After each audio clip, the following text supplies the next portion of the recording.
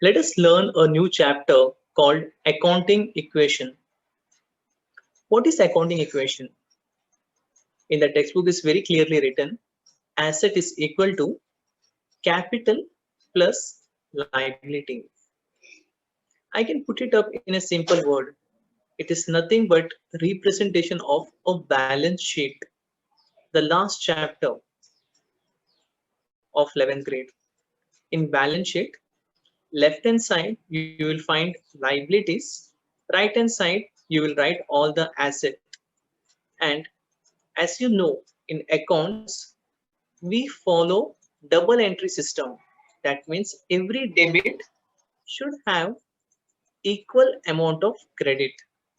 Because of that reason, the total of asset always matches with total of liability.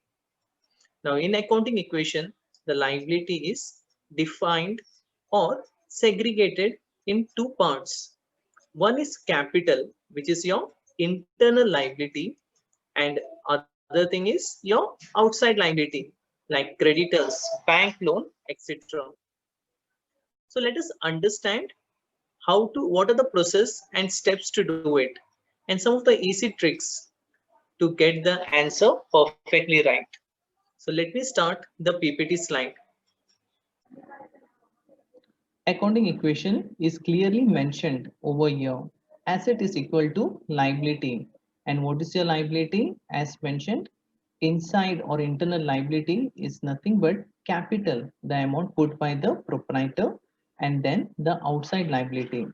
You can take bank loans, creditors, bills payable.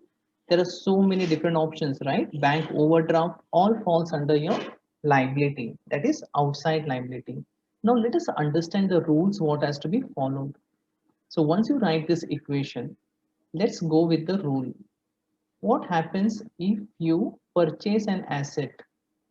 Obviously, the asset increases. So on this asset, let's say I'm purchasing machinery, my asset would be increased. I can write machinery 10,000.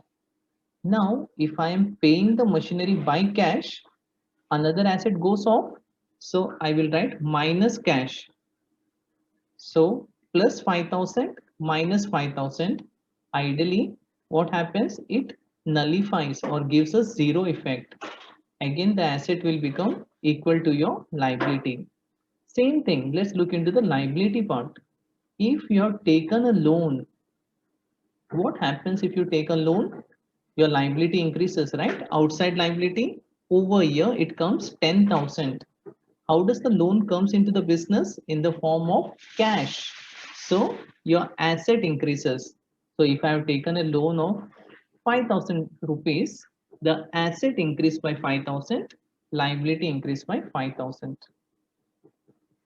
So these are the rules which we have to follow on capital. Now what is capital? As I told you, capital is the amount input or invested by the proprietor. So if there is additional capital, you got to add. But if there is a drawing, you got to minus. Now let's understand some kind of profits, losses which the business incurs during the course of business. Now, if there is any kind of profit, you should always add it to the capital. And if there is any loss, you got to minus it. So I have written here profit hyphen gain. I hope you understand the difference between profit and gain.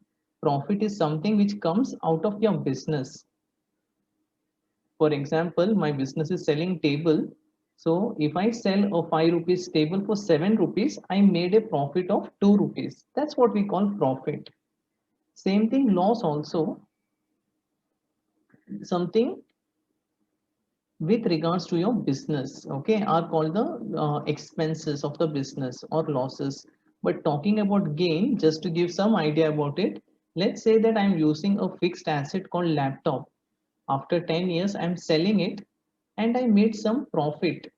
Now you cannot use the term profit over there. You will use the term gain because selling laptop is not your business. It was just incidental to your business that you purchased the laptop and then after 10 years you sold it. This is only to get the concepts clear between profit and gain, though it will not make any difference as such in the sum. Now look into the right hand side. Again, I'm just repeating myself. On capital, what are the things you add? Income, gain, net profit, example, commission, interest received. These are all your income, right? So you got to add it. You got to minus expenses, losses, net loss. What are the expenses of the business? The salaries paid, the rent paid, interest paid, and another thing you minus is the drawings. Now, interest on capital and interest on drawing is another thing which always asked in the question and students get confused. That is why I have separately mentioned over here. Whenever you see interest on capital and interest on drawing, only thing you have to do is you have to find the figure and add and minus from capital. That's the only thing. We will understand the logic of the interest on capital and drawing in another chapter called journal entries, where you will understand what is IOC or IOD. But at this point, whenever you get IOC and IOD, simply add and minus the figure from capital, making it a nil effect. Let's look into some of the examples here. Rent deposit. Rent deposit, what does that mean? You have given a deposit to someone. You have deposited certain amount to your landlord. So that is an asset for you, because when you leave the apartment, the landlord is supposed to return the money. So that is why when we call rent deposit, the term itself is an asset. All right. So you add it as asset. Now, how do you give the rent deposit? In the form of cash. Cash is going out, so asset is reduced. So now you will see plus and minus cash I have put in the asset side. So ideally, there is a nil effect. So again, asset will always be equal to capital and liability. Purchase furniture on credit. Furniture is an asset which is coming in the business. You got to add it on credit. That means it's a liability. So the creditor increases. So you just add as creditor. Again, if you see both the sides matches, whatever figure you put, it has to be written in both the side. Now, if you're carefully seeing, I have written debit and credit. That is just for you to understand the journal entries. Commission received in advance. What happens when you receive something in advance? It is a liability. Straight away you put it in the liability side. And how do you get commission? In the form of cash. So asset has increased. Outstanding salaries. Now this is again one thing which students usually go wrong. They don't understand the journal entry. Let us understand in a simple way. Imagine you're paying salary by cash. What is the journal entry? Salary account debit to cash, isn't it? So what I will do, I will just write salary account debit to cash. This is my journal entry if I'm making the payment of salary. Salary being expense, our rule clearly states expenses should be minused from the capital. Cash is going out, you will minus it from asset. Now imagine the person has not paid salary. That means cash has not gone out. So what do you credit? That is when you understand you credit salary outstanding. That means this is your liability. This is what the example over here it is. Salary account debit to salary outstanding. So I hope with this you're clear about this part.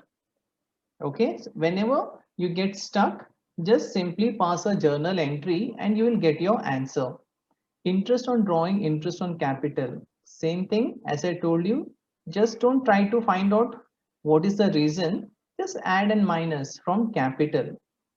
Prepaid expense, prepaid expense. You're paying in advance this time. So that is an asset. And what happens? The cash is going out. So this is how it looks like. Drawing of stock for personal use. The word personal or domestic use indicates that it is a Drawing again, what the rule says, you got to minus it, right? So stock has gone out of the business and drawing has resulted minus from the capital.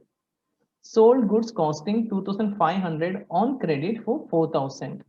Again, these are some of the examples which students find little difficult, okay? But if you understand the journal entry, you will not find it tough and you will be able to clear it nicely. You can do it properly. These are the things which come in the exam.